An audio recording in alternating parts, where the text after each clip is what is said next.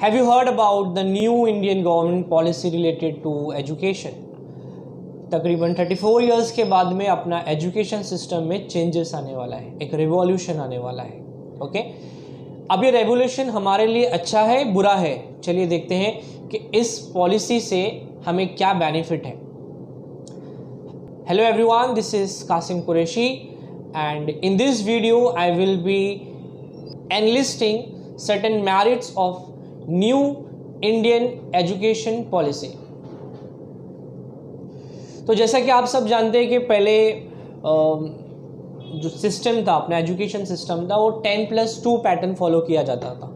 10+2 इसका मतलब होता है like 10 years of school and 2 years of college. 10+2, 10th में एक बोर्ड एग्जाम, 12th में एक बोर्ड एग्जाम हुआ करता था। ठीक है, अब जो नया पॉलिसी आया है इसका पैटर्न हमने कंप्लीटली चेंज कर दिया है। पैटर्न जो है, गवर्नमेंट ने जो पैटर्न बताया है वो है 5+3+3+4। क्या बताया मैंने? 5+3+3+4। अभी 5+3+3+4 क्या है? तो बेटा 5 जो है, 5 ये आपका 5 years है, इनिशियल 5 years। इसमें से फर्स्ट, सेकेंड, थर्ड ये आपका प्री प्राइमरी स्कूलिंग होता है, जिसको हम लोग बाल भारती है या बच्चे लोग का जो देखभाल किया जाता है, उठना कैसा है, बैठना कैसे है, चलते कैसे हैं, अपने आप की साफ़ सफाई कैसे रखते हैं, बच्चे को मतलब कम्प्लीटली अपने आप का केयरिंग करना सिखाया जाता है। और इनिशियल स्टेज में like ABCD and all, poems है, थोड़ा बहुत डांसिंग है। ओके, तो बच्चे को मतलब बताया जाता है कि स्कूल है क्या, आपके पेरेंट्स है क्या, आपके फ्रेंड्स क्या होते हैं, आपके भाई बहन क्या होते हैं, ये सारी चीज़ों को एक्सप्लेन किया जाएगा। ठीक है, ये हो गया आपका प्री प्राइमरी, जो first, second, third, junior KG, senior KG, ये 3 साल का प्रोग्राम रहेगा प्री प्राइमरी सेक्शन का। ओके, तो मैंने स्टार्टिंग के 5 years बताया, तो 5 के 3 years आपके प्री प्राइमरी हो गए और फिर आपका फर्स्ट एंड सेकेंड स्टैंडर्ड आएगा, first and second standard. Okay, इस कंप्लीट कोर्स में 5 years के कोर्स में जो एडमिशन हुआ जाएगा बेटा, वो आपका 3 से 8 साल के बच्चों का इसके अंदर दाखिला किया जाएगा। ठीक है, इस स्टेज को हम फाउंडेशन स्टेज बोल सकते हैं। बच्चे का एक फाउंडेशन बेस्ड किया जाता है कि एक्चुअली होता क्या है, पढ़ाई क्या होती है, स्टडी क्या होती है। ठीक है, बच्चों को कुछ याद नहीं कराया जाएगा, खाली बस उनको एक्टिविटीज़ के अंदर इन्वॉल्व करके उन्हें एक्सप्लेन किया जाएगा। ठीक है, सेकेंड जो मैंने बताया 5, ये हो गया 5, 3+2 वाला 5। सेकेंड बेटा 3 है, तो 3 जो है इसको हम बोल सकते हैं प्राइमरी एजुकेशन। ठीक है, क्या बोलेंगे? Primary education. 8 से 11 साल के बच्चों का दाखला, एडमिशन इस सेक्शन में उनका किया जाएगा। ठीक है, इसमें बच्चों को इंट्रोड्यूस किया जाएगा सब्जेक्ट्स। ठीक है, लाइक ये जो स्टैंडर्ड्स मैंने बताए, इसमें अभी तक क्या होता था कि लाइक बच्चे को सेकेंड और थर्ड से हिस्ट्री, ज्योग्राफी और EVS और सारी चीज़ें बच्चों को दे दी जाती थी। बच्चा क्या करता था? याद करना सुनाना, याद करना सुनाना, याद करना सुनाना। तो ये जो सिस्टम था, बाय हार्टिंग सिस्टम, इसको कम्प्लीटली एलिमिनेट कर दिया गवर्नमेंट ने। अब बाय हार्टिंग बेसिस पे आपका कुछ भी नहीं रहेगा। रट्टाफिकेशन is eliminated now according the new policy given by the Indian government. Okay, तो अब बच्चे को याद कुछ नहीं करना है, सब कुछ समझना है, इतना याद रखिए। ठीक है, कोई भी सब्जेक्ट रट्टा नहीं मारना है, सब्जेक्ट को अंडरस्टैंड करना है। टीचर्स लोग के लिए भी एक अलग सर्कुलर जनरेट किया जाएगा कि बच्चे लोग को रट्टाफिकेशन नहीं करवाना है, उनके दिमाग में टॉपिक को घुसाना है। तो यहाँ पे आपका जो इवैल्यूएशन रहेगा, it will not be on the basis of your marks. लोग आपके मार्क्स से आपको जज नहीं करेंगे। अगर आपको याद रहेगा, ये पॉलिसी आने से पहले ही मैंने आपको बताया था एक वीडियो में कि आपके मार्क्स सब कुछ नहीं होते। सेम चीज़ यहाँ पे गवर्नमेंट ने एप्लीकेबल कर दिया है कि आपके मार्क्स के बेसिस पे आपको जज नहीं किया जाएगा, आपके कंटेंट नॉलेज के ऊपर आपको जज किया जाएगा। ठीक है, तो ये हो गया प्राइमरी एजुकेशन, जिसमें 8 से 11 साल के बच्चे लोग को एडमिट किया जाएगा। नेक्स्ट बेटा स्टार्ट होता है 5 हो गया, 3 बता दिया मैंने आपको। ठीक है, दैट इज़ 5, इसमें 3 जूनियर सीनियर और बचा 2 फर्स्ट एंड सेकेंड। फिर ये जो 3 है थर्ड, फोर्थ, फिफ्थ, करेक्ट, इसको बोलते हैं प्राइमरी एजुकेशन। करेक्ट, अब आगे के 3 6 7 8 इसका नाम है बेटा प्रिपरेटरी स्टेज। ठीक है। इसमें आपका ब्रेन का डेवलपमेंट किया जाएगा, सब्जेक्ट में आपको इंटरेस्ट दिलाया जाएगा, ठीक है। सब्जेक्ट जैसे कि साइंस है तो होता क्या है कि साइंस बस, जैसे कि साइंस है तो होता क्या है कि साइंस हम बस रट्टा मारते रहते हैं और एट लास्ट रिजल्ट कुछ नहीं आता है, मार्क्स बहुत अच्छे आते हैं, बट आपका कंटेंट नॉलेज देखा जाए तो ज़ीरो, ठीक है। तो रट्टाफिकेशन सिस्टम जो है कंप्लीटली हमने अभी एलिमिनेट कर दिया है। तो नेक्स्ट 3 जो है वो आपके प्रिपरेटरी स्टेज को बताता है, ओके। आपको सब्जेक्ट में इंटरेस्ट दिलाया जाएगा कि हिस्ट्री क्या होता है, हिस्ट्री में हम क्या स्टडी करते हैं, क्यों स्टडी करते हैं, साइंस क्या होता है, साइंस सब्जेक्ट लेकर के हम क्या कर सकते हैं, कॉमर्स है तो वैसे कॉमर्स के सब्जेक्ट्स को इंट्रोड्यूस किया जाएगा, ठीक है। अब यहाँ पे बच्चों को एक वाइड वैरायटी मिलेगी, कौन से क्लास में, ये आपको मिलेगा बेटा 6, 7, 8। जब आप 6, 7, 8 में रहोगे, बच्चा जब 6, 7, 8 में रहेगा तो उसको एक वैराइटीज ऑफ सब्जेक्ट देखने को मिलेंगे, ठीक है। अब जैसे कि बाजार में बहुत सारे फ्रूट्स मिलते हैं, मैंगो भी है, बनाना भी है, एप्पल भी है, ओके, चेरीज भी है, ब्लैकबेरी भी है, कीवी भी है, सारे फ्रूट्स है, सारे फ्रूट्स का बाजार लगा हुआ है। अब आपको सिलेक्ट करना है कि मुझे कौन सी चीज़ पसंद है, मैंगो लेना है, चेरीज लेना है या फिर एप्पल लेना है, ये आपकी पसंद है। तो वैसे ही 6, 7, 8 स्टैंडर्ड में आपके सामने सारे सब्जेक्ट्स ओपन करके रख दिए जाएंगे और सारे सब्जेक्ट का खाली बेसिक बताया जाएगा कि ये है, हिस्ट्री पढ़ोगे तो ऐसा होगा, साइंस पढ़ेंगे तो ऐसा होगा, मैथमेटिक्स लेंगे तो हम आगे क्या कर सकते हैं, साइंस लेंगे तो क्या करेंगे, अकाउंट्स लेंगे तो क्या करेंगे। बच्चों को सारे सब्जेक्ट्स का एक इंट्रोडक्शन मिलेगा स्टैंडर्ड 6, 7, 8 में। अब बच्चा जब 8 से 9th में जाएगा तो हो सकता है कि उसका पार्ट ऑफ इंटरेस्ट कोई एक सब्जेक्ट हो, जैसे कि मान लो उसका पार्ट ऑफ इंटरेस्ट साइंस है, ओके, या फिर आर्ट्स है, या फिर जब बच्चा 8 से 9th में जाएगा, मतलब 5 मैंने कंप्लीट कर दिया, 3 हो गया, नेक्स्ट 3 मैंने बता दिया, नेक्स्ट 3 कौन सा है, 6, 7, 8, ओके, इसको जिसको हम बोलते हैं प्रिपरेटरी स्टेज। जब बच्चा यहाँ से नेक्स्ट स्टेज में जाएगा, दैट इज 4th स्टेज, तो 4th वाला जो है 5 + 3 + 3 + 4, तो जो 4 है, दिस 4 इज एक्चुअली आपका कॉलेज सेक्शन से रिलेटेड रहेगा पूरा। 8वीं तक आपने जो भी कुछ सब्जेक्ट्स का इंट्रोडक्शन स्टडी किया है, आप उसमें से जो भी आपका चॉइस ऑफ इंटरेस्ट रहेगा, पार्ट ऑफ इंटरेस्ट रहेगा, आप उस सब्जेक्ट को पिकअप करोगे और सेम सब्जेक्ट से बेटा आप 9th, 10th, 11th, 12th में कंटिन्यू करने वाले हो। सिंपल, लाइक मान लो अगर आपने आर्ट्स ले लिया है, ओके, क्या ले लिया है, आर्ट्स, तो आर्ट्स के सब्जेक्ट तो अलग होते हैं, साइंस के सब्जेक्ट अलग होते हैं, लेकिन बच्चे का इंटरेस्ट आर्ट्स में ही था तो उसने 9th में आर्ट्स का सेक्शन सिलेक्ट कर लिया है, ओके। 9th स्टैंडर्ड में बच्चे ने आर्ट्स का सेक्शन सिलेक्ट कर लिया है और बच्चे को थोड़ा बहुत इंटरेस्ट बायोलॉजी के अंदर भी था, लाइक ह्यूमन हार्ट कैसे वर्क करता है, how do we see, how do we talk, how do we hear, blood system कैसे फ्लो होता है, ओके, ब्लड कैसे फ्लो होता है, हार्ट कैसे पंप करता है, किडनी कैसे फंक्शन करती है। अगर बच्चे ने आर्ट्स ले लिया है तो बेटा ये सब चीज़ की तो उसको कोई ज़रूरत है ही नहीं आर्ट्स में, लेकिन बच्चे का इंटरेस्ट ये सब्जेक्ट में भी था, खाली एक सब्जेक्ट में, तो आप आर्ट्स के साथ साथ ओनली एंड ओनली बायोलॉजी भी स्टडी कर सकते हो, ठीक है।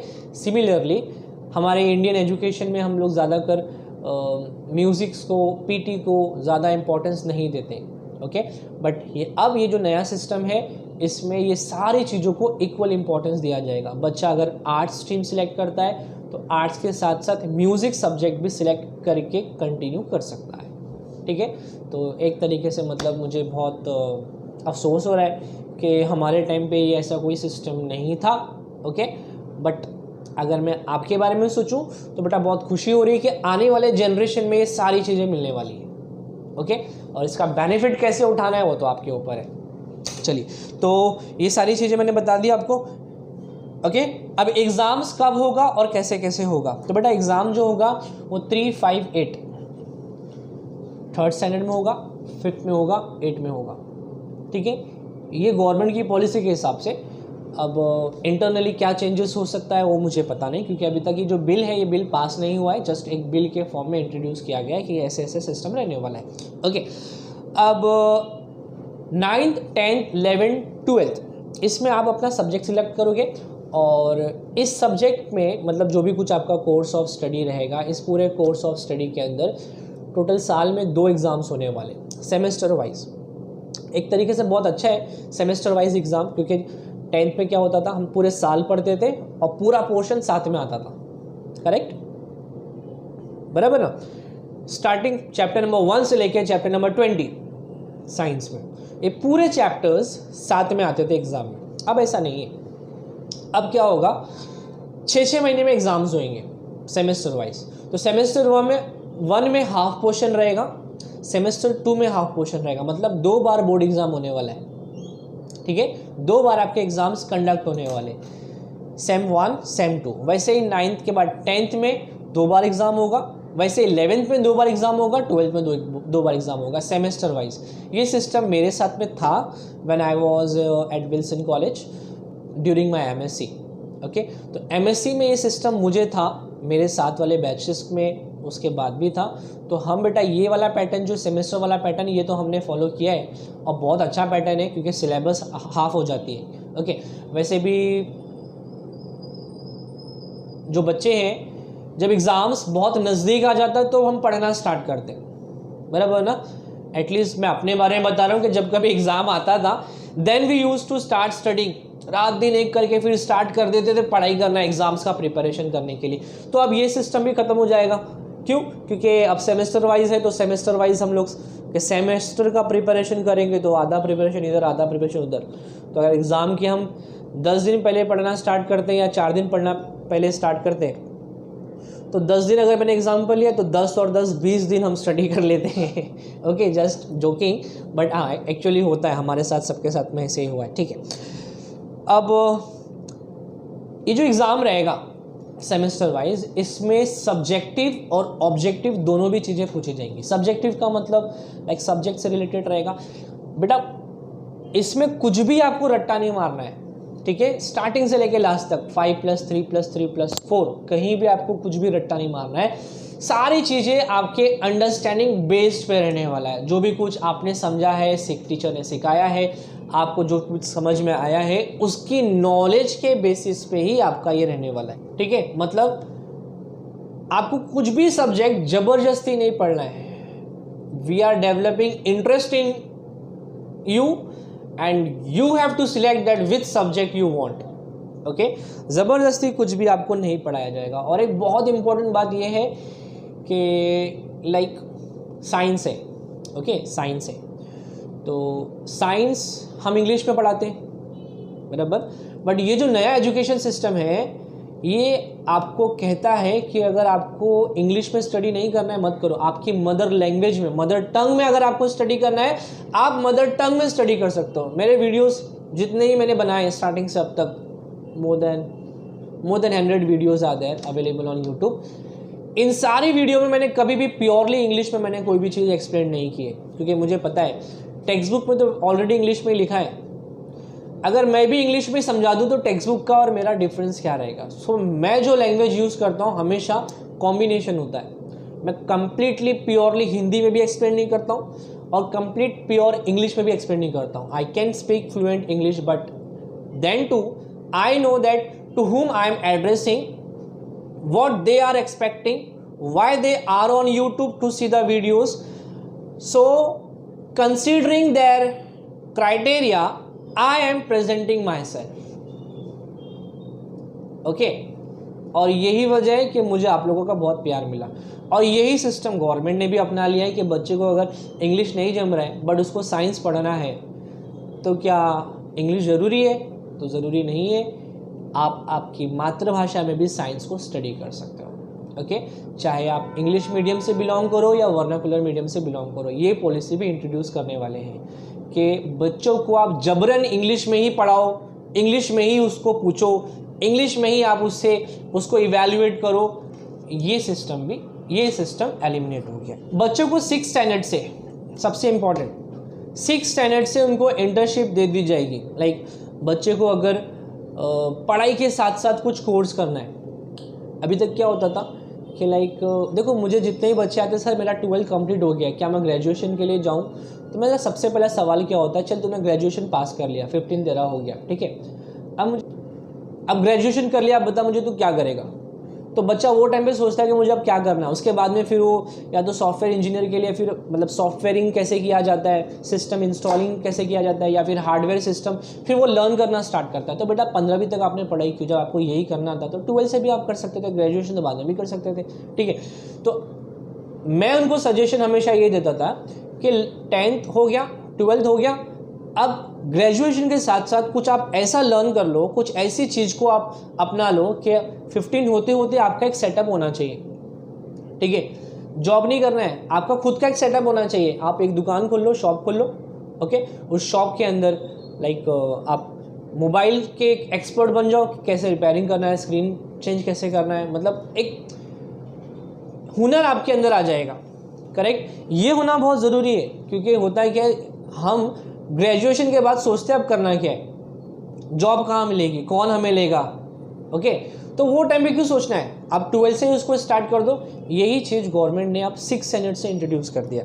तो बच्चे लोग को अगर इंटरेस्ट होगा, लाइक मोबाइल रिपेयरिंग में है, सॉफ्टवेयर में है, या फिर हार्डवेयर में है, या फिर इलेक्ट्रिशियन है कि लाइट का काम कैसे किया जाता है, ये सारी चीज़ बच्चा एजुकेशन के साथ साथ 6 स्टैंडर्ड से उसको सिखाया जाएगा, ओके। आपका इंटरेस्ट, आप किस चीज़ में आप इंटरेस्टेड हो, उस इंटरेस्ट को पिकअप करके आपको इस चीज़ को ट्रेन किया जाएगा, ताकि जब आप 10th और 12th पास हो जाओ तो आपके पास एक कला होना चाहिए आपके हाथ में, आप खुद के पैरों पे खड़े हो सको, ठीक है।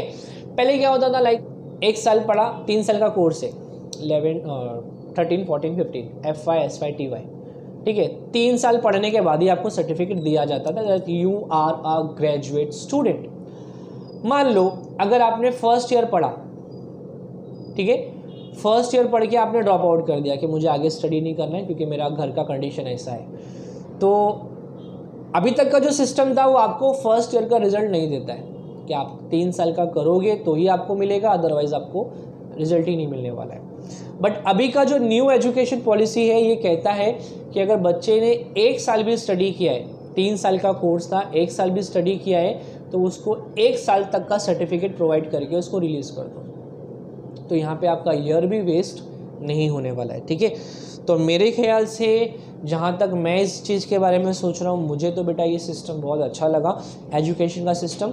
उम्मीद करता हूँ कि ये बिल जल्द से जल्द पास हो जाए, ठीक है। एक बार शॉर्ट में रिवाइज़ कर देता हूँ, 5+3+3+4 का सिस्टम है।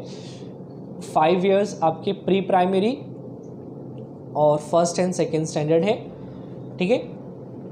फिर 3rd 4th 5th मिला के ये 3 है, 6th 7th 8th मिला के अगेन 3 है, 9th 10th 11th 12th मिला के ये 4 है। इसमें आप अपने सब्जेक्ट सिलेक्ट कर सकते हो। सब्जेक्ट के साथ अगर आपको कुछ और भी सब्जेक्ट इंटरेस्टेड है, म्यूज़िक है, पीटी है, आर्ट्स है, क्राफ्ट्स है, ये सारी चीज़ भी आप उसके अंदर ले सकते हो, ठीक है।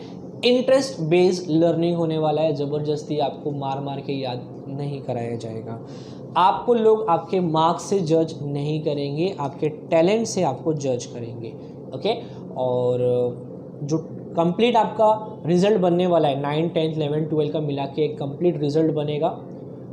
That result will be a 360 degree analysis result. आपको हर एंगल से जज करके, आपके स्किल्स को जज करके, आपके नॉलेज को जज करके, आपके परफॉर्मेंस को जज करके, हर एक चीज़ को जज करके उसको रिपोर्ट बनाया जाएगा। सिर्फ मार्क्स की बुनियाद पे रिपोर्ट नहीं बनाया जाएगा।